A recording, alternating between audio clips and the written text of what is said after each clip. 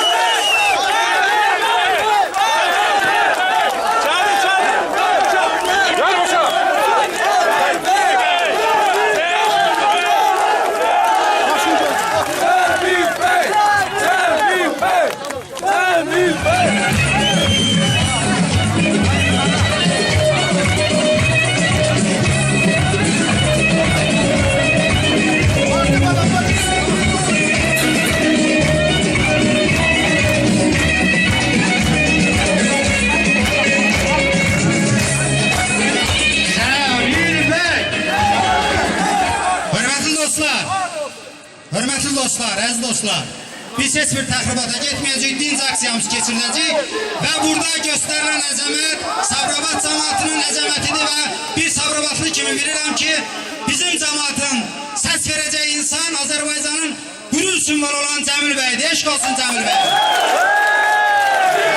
Dostlar, Cəmil bəy!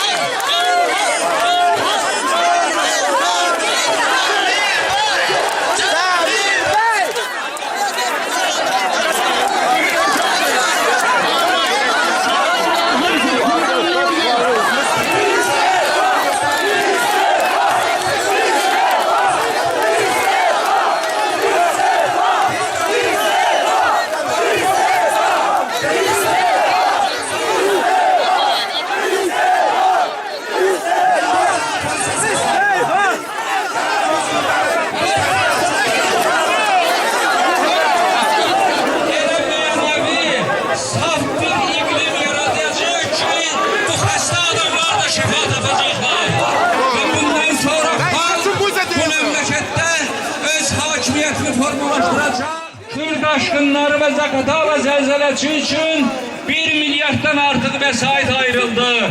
Ortalıkta olan nedir? İnsanlar nerede ettiler? 20 bine, 25 bine tiktiği evleri 100 bine senetleştirdiler. İnsanların felaketleri üzerinde pul kazananlara ağır olsun.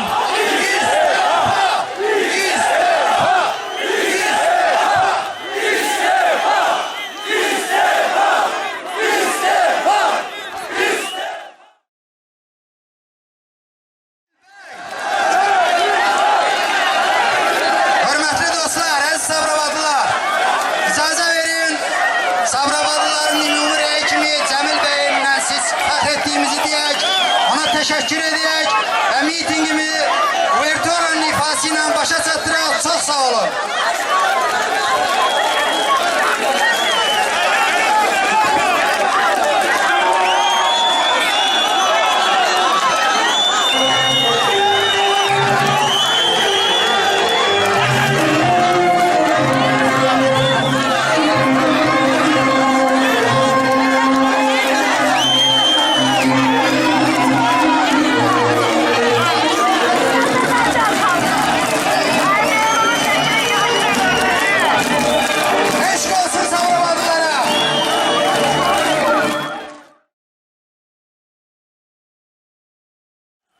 hara aparırlar sizə? Ay ne bileyim, öyle bilmiyorum.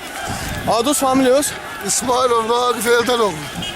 Nə üstündə aparırlar sizə? Bilmiyorum. Kimize vurmuşlar orada. Narahat değil. İştirakçılardan. İştirakçılardan kimize vurmuşlar. Dedim niye vurmuşsunuz orada ne yaparlar? Polis sizə aparanda. Ha. Polisler.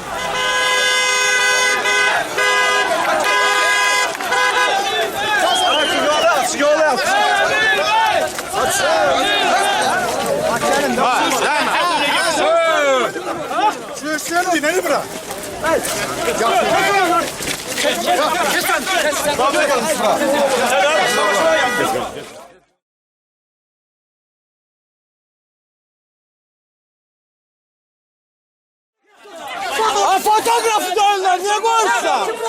Artıq Milli Şuranın tərəfdarları Milli Şuranın namizədi gedəndən sonra stadionun qarşısında jurnalistlər də döyüldü. Hətta mənim istifadə elədiyim kamera polisin gözünün qarşısında sındırıldı. Və polis buna heç də müdaxilə eləmirdi.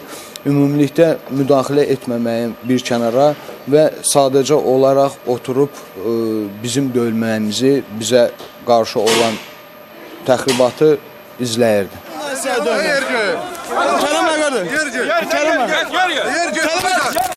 Yüksək vəzifəli şəxsin yanında kameramı sındırdılar və heç bir reaksiya vermədilər buna.